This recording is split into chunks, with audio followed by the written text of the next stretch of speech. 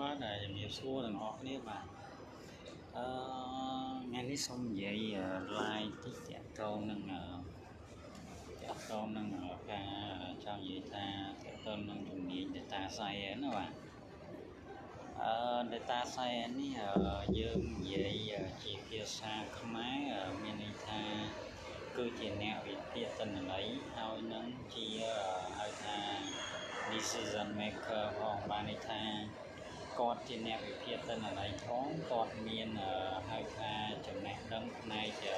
អាជីវកម្មផងបាទធ្វើឲ្យការវិភាគទិន្នន័យរបស់គាត់ហ្នឹងវាបានកាន់តែប្រសើរអញ្ចឹងសួរថា data science នេះវាត្រូវតែចាំបាច់ត្រូវតែចេះសេកូដឬក៏យ៉ាងណាខ្ញុំសូមជម្រាបបងប្អូនចេះ data science ហ្នឹងយើងក៏មាននិយាយទៅយើងអាចនិយាយបានថាយើងអាចប្រើកូដក៏បានយើងប្រើហៅថាមិនប្រើកូដបានតែបើសិនយើងប្រើកូដចេះកូដគឺល្អប្រសើរជាងដែលអត់ប្រើកូដសួរថាអត់ប្រើកូដវាមិន data science នេះយើងនិយាយថាជាអ្នកវិភាគទិន្នន័យអញ្ចឹងសួរថាយើងវិភាគយ៉ាងម៉េចទី1បងប្អូនអាចប្រើ Power BI Power BI នេះគឺជា tool មួយដែលយើងអាចវិភាគទិន្នន័យបានដោយយើងអាចធ្វើ visualization យើងអាចធ្វើ dashboard reporting ឲ្យបានបាទខាងកន្លែងហ្នឹងហើយដែលយើងអាចវិភាគទិន្នន័យបានហើយមិនត្រឹមតែប៉ុណ្ណោះទេយើងអាចធ្វើ forecasting ឲ្យបានបាទ forecasting គេមាន tool មួយនៅក្នុង Power BI ហ្នឹងសម្រាប់យើងធ្វើ forecasting បាទអញ្ចឹងមួយទៀតសួរថាបើសិនជាយើងមិនចង់ប្រើ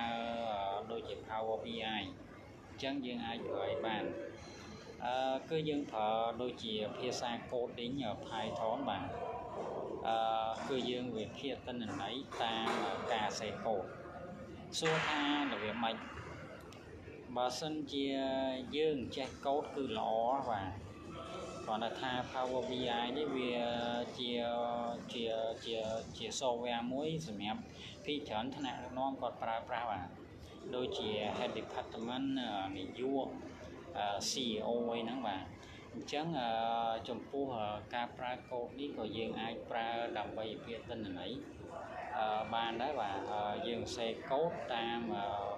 ចង់និយាយថាភាសាកូដ Python ណាបាទយើងអាចសរសេរកូដដើម្បីវិភាគទិន្នន័យយើងអាចសរសេរធ្វើ visualization បាទយើងអាចធ្វើអស់ហ្នឹងបានដើម្បីធ្វើ visualization ហ្នឹងដើម្បីយើងអាចងាយស្រួលក្នុងការធ្វើការវិភាគមួយទៀតយើងអាចសរសេរកូដហ្នឹងដើម្បីធ្វើការ forecasting ជាដើមជាពិសេសទៅទៀតនេះគឺគេហៅថា machine learning បាទនិយាយមែនទេទៅ machine learning វាសំខាន់សម្រាប់ខាង data science ណាបាទយើងសេកូដចឹងទៅដើម្បីឲ្យវា written នៃយើងសេកូដទៅដើម្បី machine ហ្នឹងវា learn ពីទិន្នន័យរបស់យើងអាចធ្វើការវិភាគទិន្នន័យបានពេលនិយាយទៅសំខាន់មែនតើវាល្អខ្លាំងបើសិនយើងចេះកូដយើងប្រើកូដបាទ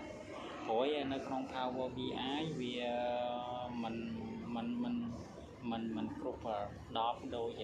ការសេកូដទេគាត់ថា Power BI វាងាយស្រួលជាងវាលឿនជាងហើយវាផ្ដោតទៅលើពីច្រើនទៅលើប្រភេទការធ្វើ dashboard ធ្វើ reporting អីហ្នឹងគឺវាល្អអាហ្នឹង Power BI តែបើសិនយើងប្រើកូដពាក្យទិន្នន័យអីប្រើ machine ធ្វើហៅថា machine learning អីយើងប្រើសេដើម្បីប្រើ AI apply ទៅលើ AI អីបាទហ្នឹងគឺ គឺយើងក៏ប្រើកូដក៏ល្អដែរអញ្ចឹងdata science នេះយើងត្រូវចេះពីជំនាញហ្នឹងគឺល្អបាទយើងចេះកូដមួយហើយមួយទៀតយើងចេះប្រើប្រាស់ Power BI មួយទៀតហ្នឹងគឺវាល្អខ្លាំងបាទអញ្ចឹងdata science គឺអញ្ចឹងបើសិនយើងចេះអាពីរហ្នឹងគឺល្អខ្លាំងបាទចេះតែមួយអត់មួយក៏វាម្យ៉ាងដែរគាត់ថាបើសិនយើងចេះពីរវាល្អខ្លាំងណាបាទវា Power BI នេះវាលឿនជាងការសរសេរកូដវាយើងគ្រាន់តែកดចុច click ទៅវាចេញលទ្ធផលវាចេញ visualize អីផ្សេងហ្នឹងចំណុចរបស់វាគឺតែប៉ុណ្្នឹងបាទគុំច្រើនបាទ